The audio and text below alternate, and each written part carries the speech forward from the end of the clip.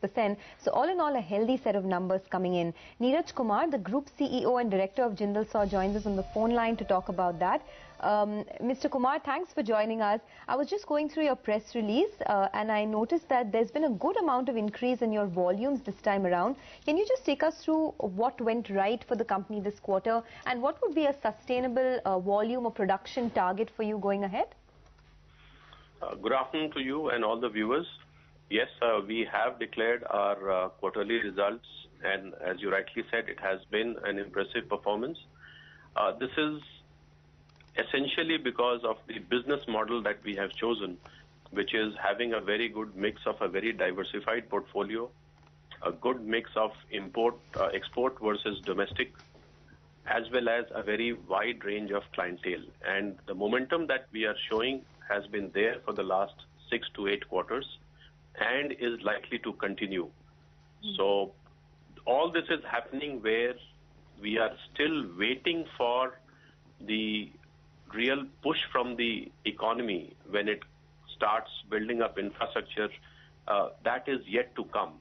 So this part is largely because of our business strategy, focus on operational efficiencies, and penetrating deep in the market.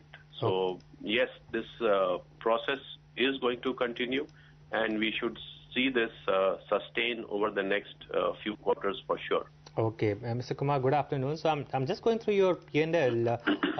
Your net profit growth is far higher than your EBITDA growth and your sales growth, despite the margins actually having fallen.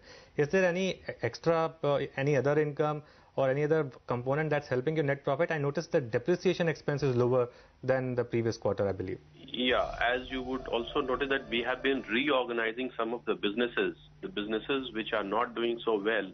We have been trying to take them out of the system and either put them in a separate entity or even close down some of the businesses. So the lower figure on depreciation is on account of reorganization of some of the businesses.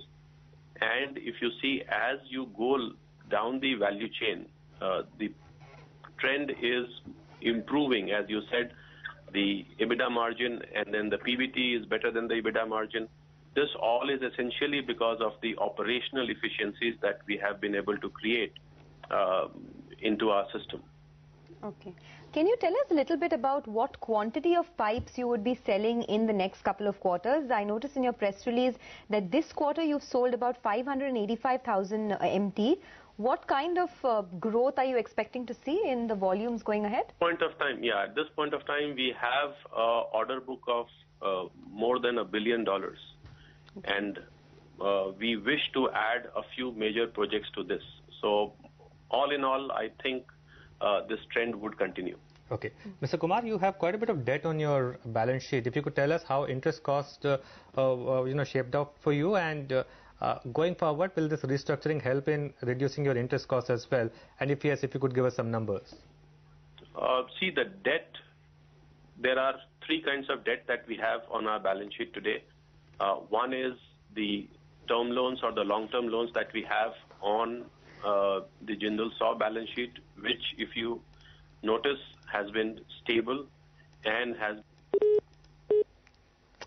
Oops, okay, we snapped that line, but just take a look at that stock now. It's up 15%. And as the management just pointed out, they're sitting on an order book of almost $1 billion. And that includes, across segments, whether it's large diameter pipes, ductile iron pipes. The order book for the company is extremely healthy. And that could perhaps be one of the reasons the stock is moving higher. Yes, Sonia, as you're discussing in investor camp, doesn't matter whether the Sensex goes to 25,000 or 30,000. If you're in right stock, you'll make money. And I mean, the market is rewarding. It's not that the market has said, and the market is, I think, rewarding top line growth. Market is rewarding top line growth. This is a market which is hungry